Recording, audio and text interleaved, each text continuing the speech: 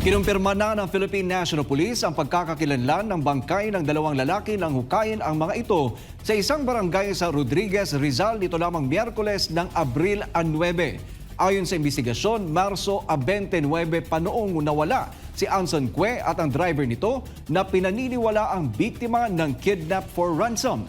Narito ang balita ni Paul Montibon. Natagpuan na ang bangkay ni Filipino-Chinese business tycoon na si Kong Yuan Guo o Anson Cue at ang driver nitong si Pabilio. Ito ang kinumpirma ng tagapagsalita ng Philippine National Police o PNP na si Police Brigadier General Jean Fajardo sa panayam ng media sa Campo Crame.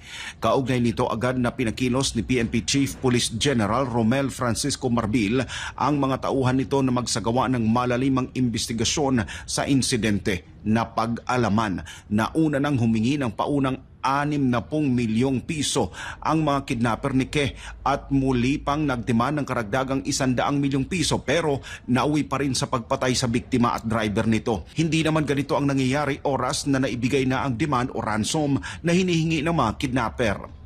Sa ngayon, isa sa mga tinitingnang anggulo ng PNP ang pagkakaugnay ng insidente sa Philippine Offshore Gaming Operators o POGO. Bagamat isa lamang anya ito sa marami pang pag-aaral na gagawin ng mga otoridad kasama na ang posibleng koneksyon sa mga naunang kidnapping incidents na pawang Chinese nationals ang mga biktima.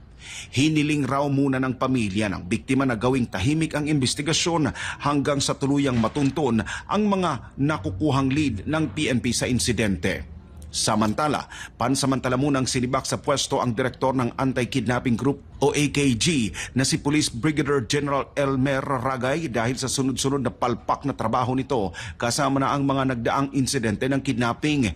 Nauna nang nabahira ng kontrobersiya ang Anti-Kidnapping Group noong sinabi nitong sila ang nakasagip sa 14 anyos na mag-aaral ng British School sa Maynila, gayong kamag-anak lang din mismo ang nakakuha sa bata pabalik sa kanyang pamilya.